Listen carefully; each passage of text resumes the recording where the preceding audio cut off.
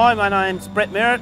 I work for Woodside. My name's Cameron Platt. I'm an electrical engineer with Santos. My name is Kevin Cunningham. I'm the General Manager of Operations for Chevron. My name is Kent Blair. I'm a pipeline operator for Eastern Queensland Pipelines. My name is Bridget Dale Pine. I'm the Operations Manager working for Shell. Craig Evans is my name, Offshore Installation Manager of the Nangura. Belinda Wells, I'm the Superintendent of Project Operations in Roma. I'm a Process Operator here at the Moomba plant. I'm the Entry Maintenance Manager for PTTEP Australia. I'm a Santos Process Operator on site here at Moomba. I supervise the onshore process engineering team for ExxonMobil. My name is Peter Graham. I'm the Process Superintendent at Moomba. I'm the Medic HSEC on Nangura. I'm the Chief Petrophysicist and I work for Woodside.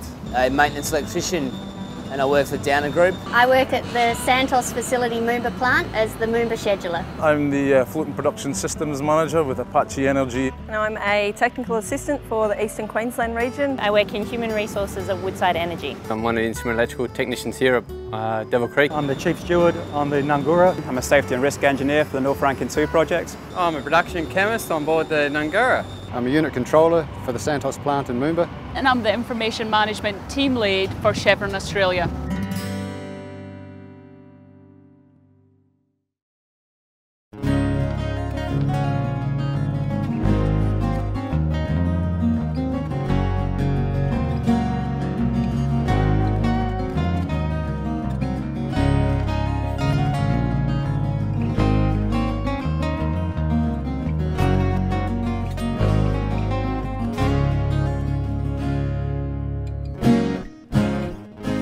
One thing that I do to prevent a major accident event is to ensure our maintenance team complies with Woodside standards and procedures. The one thing I can do to avoid an MAE is to demonstrate strong safety leadership, setting the standards, expectations and discipline. The one thing I can do to prevent an MAE is ensuring technical competence of our people. I can ensure that my team work in accordance with the systems and processes that we've put in place to safely operate our facility. To effectively manage the life cycle of our critical facility information. It's important in my role to use the correct operating procedures and manuals to ensure that the job task is done safely. To identify hazards, particularly when we're managing change in our facilities. Major accidents are caused by a chain of events or a Swiss cheese.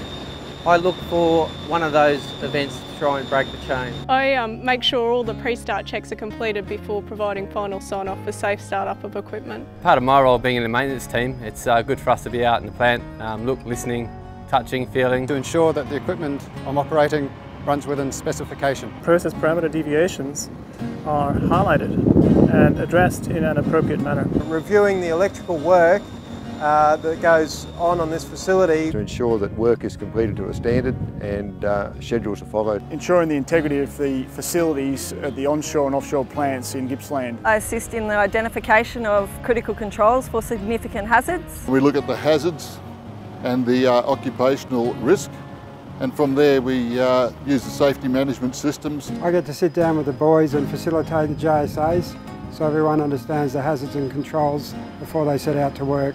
I can ensure there's clear communication between sites and that the risks are well known. Carry out integrity checks for our integrity management plans. My role is to ensure that we identify process safety hazards, assess the risk and demonstrate control. Our safety culture consists of a set of behaviours around following rules, being mindful, speaking up and getting involved. Create innovative engineering solutions to ensure our facilities operate in a safe and reliable manner. By ensuring that the leading project activities follow the EHSMS Standard 11. To ensure that our technical teams are focused on the highest risk within the plant, removing that risk safely and providing a quality outcome. And not succumbing to perceived pressure to get a job done. Work with the drilling contractor in the effective implementation of their safety management and asset integrity management. Maintain and verify critical function testing of equipment. I process the work permits and review all electrical and mechanical isolations to ensure that the work site is safe. All the operating and pre-start-up procedures are in place before we release any new project to operations. My job involves a thorough looking over permits and ensuring compliance with the Golden Safety rules. We do statutory valve checks to make sure all our ESD valves comply with the shutdown My responsibilities include ensuring that plant design follows a safe processing concept. The one thing I can do to prevent an MAE is to schedule the statutory and preventative maintenance program for on-time execution. I take care of safety critical maintenance in the plant equipment. My duty is to make sure those resources are available and in the best shape they can be. To ensure that any new modifications we introduce, whether it be to equipment or procedures, don't introduce any new process safety hazards. In my role, I can aid with communication and act as a conduit between offshore and onshore. We monitor the CO2 removal plant within design capacity. Make sure we fully understand all our risks and we use our engineering expertise to cut away at those risks. My biggest pledge to safety is being an EHA coordinator to make sure all electrical equipment conforms to standards. All of our oil and gas assets have undergone a rigorous hazard and risk assessment. By issuing and auditing